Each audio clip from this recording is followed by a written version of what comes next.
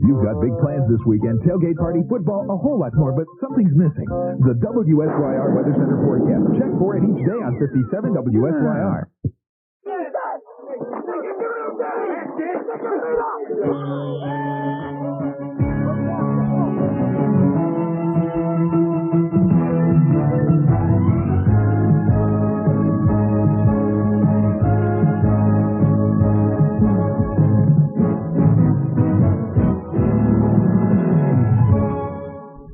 Hi, everyone. I'm Mark Cooper. Welcome again to Sports Plus. And, Mark, it appears today is a day for the underdog. Boy, you're telling me. The Orangemen pick up a win. Nebraska gets knocked off by Colorado. And those Boston Red Sox may be clinching the World Series. We'll have to see.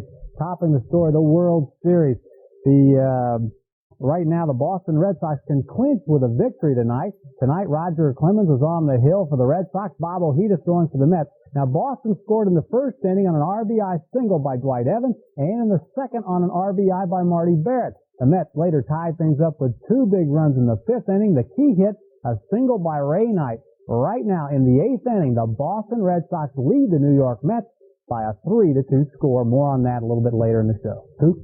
And in college football today, the Syracuse Orangemen picked up their second win of the year in dramatic fashion down in Philadelphia. A Hollywood scriptwriter couldn't have come up with a better story for the Orangemen's win over Temple.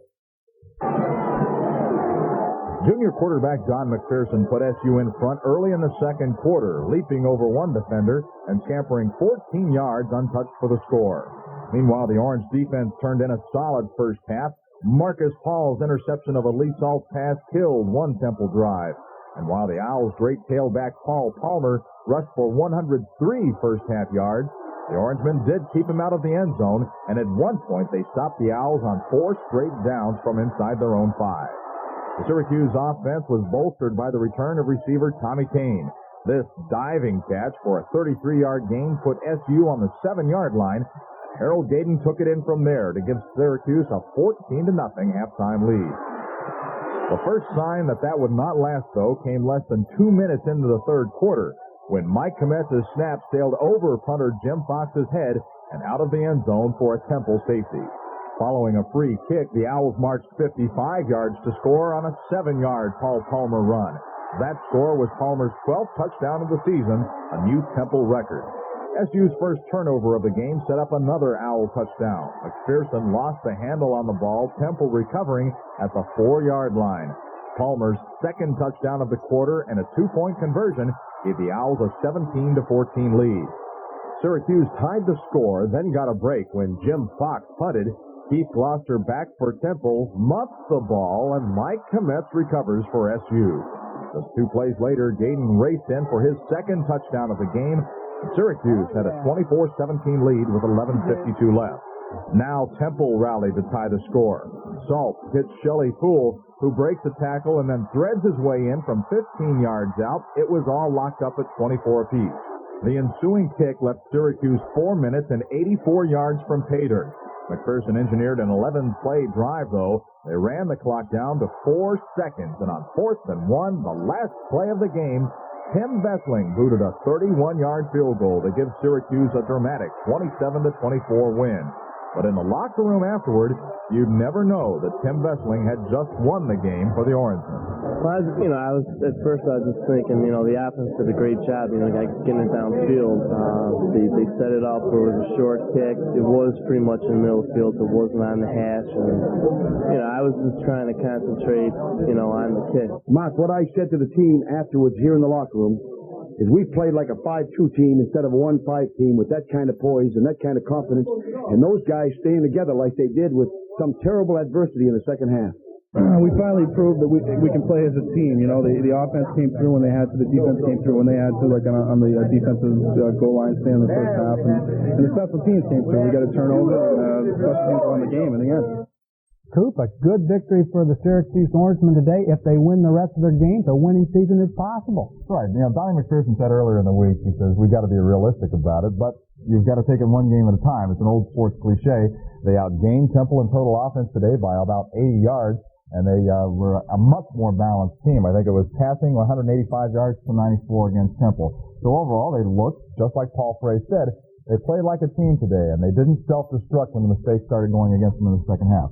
Big key for next week. Next Saturday, it's Pittsburgh. That's right. A couple of potential victims still on the Syracuse schedule. Knocked helmets today as West Virginia hosted Boston College. Let's go to Mountaineer Field. This one turned out to be a kicking war. Boston College kicker Brian Lowe boots a 41-yarder. That made the score 12-3 BC. Now West Virginia closed the gap late in the third quarter. Quarterback Ben Reed hits Harvey Smith. Smith makes his move, zips down the sideline to pay dirt. 12-10, Boston College still in the lead, and the Eagles added an insurance score. John Bonner bangs home from the 2-yard line. BC over West Virginia, 19-10. Pittsburgh today torpedoed Navy big time, 56-14. Moving now to the area colleges. Colgate picks up its first victory of the season, bombing Columbia 54-8. Cornell remains co-Ivy leader. They beat Dartmouth 10-7. Ithaca is undefeated in Division III. They beat AIC 31-28, Alfred over Cortland State 34-9, and Hobart over Canisius 28-3. Big game down south. Two of college football's unbeaten going at it. A second-ranked Alabama hosted sixth-ranked Penn State. The game played in Tuscaloosa, and the ball here as Penn State goes in those ugly white uniforms. DJ Dozier, he goes 19 yards. Penn State up 7-3. Now later in the second quarter, the Nittany Lions on the reverse. Blair Thomas had that big run against SU. He goes in from 3 yards out, 14-3 Penn State. Alabama just self-destructed in the second half.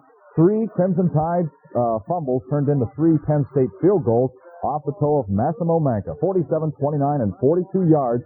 And Penn State went on to crush Alabama 23-3.